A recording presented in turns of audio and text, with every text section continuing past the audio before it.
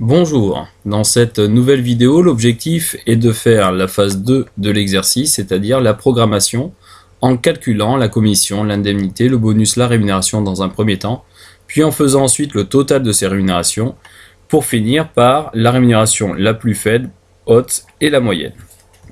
Dans un premier temps, nous allons recopier la feuille phase 1. Pour cela, le plus simple est de faire un clic droit sur l'onglet de la feuille. Donc avec la souris, vous êtes sur la feuille, vous allez sur l'onglet de la feuille, la souris devient une flèche, clic droit, vous devez avoir déplacer ou copier qui apparaît. S'il n'apparaît pas, c'est que vous n'êtes pas bien mis sur l'onglet, vous cliquez dessus, vous créez une copie que vous pouvez mettre en dernier. Vous faites OK et vous avez une feuille strictement identique à la première qui vient d'être créée. Pour renommer cette feuille, deux possibilités, toujours en étant sur l'onglet de la feuille, clic droit, renommer. Deuxième possibilité, avec la souris, vous faites un double clic et vous pouvez renommer cette feuille. Donc on va la renommer feuille phase 2. La commission est égale à 1% du chiffre d'affaires.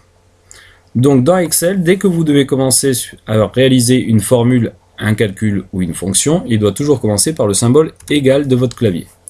La commission est égale à 1% du chiffre d'affaires. Donc je prends le chiffre d'affaires qui est en B6 et je multiplie par 1%. Ici, je ne peux pas faire référence à B21. Pourquoi? Parce que si je le fais et que je fais entrer pour valider ma formule, l'ordinateur me met valeur tout simplement parce qu'il y a un mélange de nombres et de texte. Et pour l'ordinateur, il croit que c'est une phrase et il ne peut pas multiplier un nombre par une phrase. Donc ici, au lieu de multiplier par B21, on va multiplier par 1%. 1%, on peut le taper directement. Si vous le préférez, vous pouvez mettre 0,01, mais je vous conseille de mettre le symbole pourcentage. Je fais entrer, je prends ma formule, et ici, avec la souris, je mets sur le coin en bas à droite de la cellule, et je vais recopier comme je l'ai montré sur la toute première vidéo. Je clique, je glisse vers le bas. Quand je fais ça, la recopie se fait avec les bordures. Donc pour que la recopie se fasse sans bordure, vous cliquez ici sur l'option de recopie, et vous faites recopier sans la mise en forme. Si vous avez été un peu trop vite et que vous n'avez plus la possibilité de cliquer sur cette option de recopie, il suffit d'aller dans l'outil bordure, de choisir aucune bordure et ensuite bordure encadrée. Alors, maintenant, ce que vous pouvez faire, c'est faire pause de la vidéo et essayer de calculer par vous-même le montant de l'indemnité, le montant du bonus, le montant de la rémunération, en sachant que l'indemnité est égale à 10 centimes du kilomètre parcouru, le bonus est égal à 3% de la commission et que la rémunération, c'est l'addition de la commission, de l'indemnité et du bonus. Donc mettez pause et faites le calcul et la recopie des formules tranquillement. Donc on va dire que vous avez terminé. L'indemnité est donc égale à le kilomètre parcouru en C6 multiplié par 0,1. Donc normalement, il y a toujours quelques étudiants qui, au lieu de faire multiplier, font slash, diviser, parce qu'ils voient le symbole divisé ici. Mais le problème, c'est qu'en français, pour dire 10 centimes par kilomètre, on met le symbole slash, mais mathématiquement, c'est bien une multiplication. On donne 10 centimes d'euros par kilomètre parcouru. Donc si on en fait 100, ben on va donner 100 fois 0,1. Entrée, on prend, on recopie vers le bas et on pense à recopier sans la mise en forme. On fait la même chose pour le bonus, c'est égal à la commission fois 3%. Je prends, je recopie et je pense à aller dans l'option sans la mise en forme. Et enfin pour la rémunération, c'est égal à la commission plus l'indemnité plus le bonus, je prends et je recopie. Toujours sans la mise en forme. Une fois que j'ai fait cela, je peux m'arrêter une seconde et voir que je n'avais pas mis le format monétaire. Donc pour mettre le format monétaire, vous sélectionnez les cellules. S'il y a des cellules qui ne sont pas côte à côte, vous utilisez la touche CTRL. Donc en fait, il faut prendre toutes les cellules sauf les kilomètres évidemment. Vous allez dans le pavé nombre, vous cliquez dans l'ascenseur et vous choisissez le format monétaire. L'ordinateur vous propose un format monétaire avec 2 chiffres après la virgule.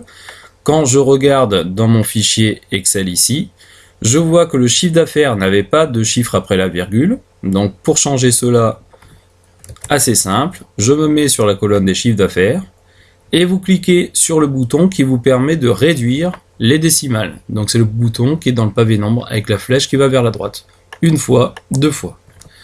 Pour les kilomètres, afin d'avoir ce qu'on appelle le séparateur entre les milliers et les centaines, on le voit ici, il y a un espace entre le 4 et le 8, entre le 2 et le 3. Il y a deux possibilités. La première possibilité, celle que moi j'utilise à titre personnel, c'est que j'utilise le pavé qui s'appelle séparateur de milliers. Je clique dessus et j'enlève les deux chiffres après la virgule. Donc ça vous donne un séparateur de milliers, mais c'est un format un petit peu personnalisé, c'est pour ça que vous avez la mention personnalisée en haut, parce qu'en fait ça correspond à un format de comptabilité sans avoir le symbole euro. Si vous voulez avoir la même présentation que celle dans le PDF, c'est-à-dire avec les nombres qui sont plus alignés à droite, vous ne pouvez pas utiliser cette formule. Pourquoi cette façon de faire? Parce que ici, même si j'essaye d'aligner à droite ou de centrer ou d'aligner à gauche, ça ne change pas.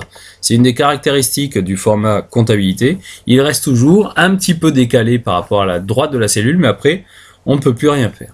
Donc si vous voulez le mettre comme dans le document, vous allez dans le format de nombre, dans autre format numérique tout en bas, et quand vous êtes dans l'autre format numérique, vous pouvez choisir un format nombre avec séparateur de milliers et sans avoir de décimale.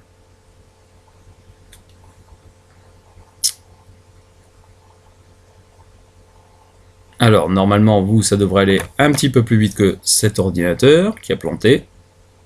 Alors pendant que l'ordinateur est en train de mouliner, je poursuis mes explications. Alors, nombre, utilisez le séparateur, aucun décimal, ok, et là vous voyez les nombres se sont mis ici.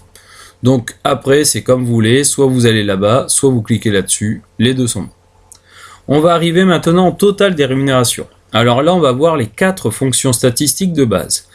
Une fonction statistique de base commence toujours, comme toutes les formules de calcul, par le symbole égal. Dans cet exercice on va voir 4 fonctions très importantes.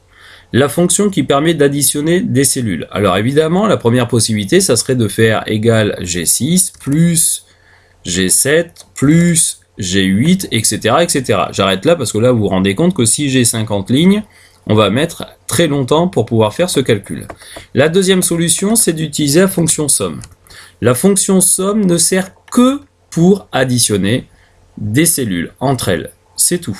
Donc pour pouvoir faire la fonction somme, je mets égal somme, je clique avec la souris sur la cellule G6 et je glisse vers le bas à l'aide de ma souris pour aller jusqu'à G13. Je ferme la parenthèse, l'ordinateur me fait la somme de G6, 2 points G13, les 2 points représentent jusqu'à.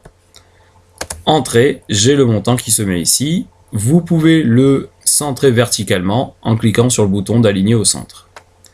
Pour la rémunération la plus faible, c'est également une fonction qui s'appelle la fonction min. Égale min pour minimum. La même chose, je sélectionne la plage de cellules en faisant un clic et glisser de G6 à G13. Je fais entrer directement, ce n'est même pas la peine de fermer la parenthèse ici. Et l'ordinateur me donne le nombre le plus petit. Pour le nombre le plus grand, c'est la fonction max. Égale max de G6 à G13. Entrée, et pour la moyenne, tout simplement, la fonction moyenne. Donc on vient de voir les 4 premières fonctions statistiques de base, égale somme, égale min, égale max et égale moyenne. Toujours ici de G6 à G13. Point très important, pensez toujours à bien faire le clic et glisser pour sélectionner les cellules dont vous avez besoin. Merci de votre écoute.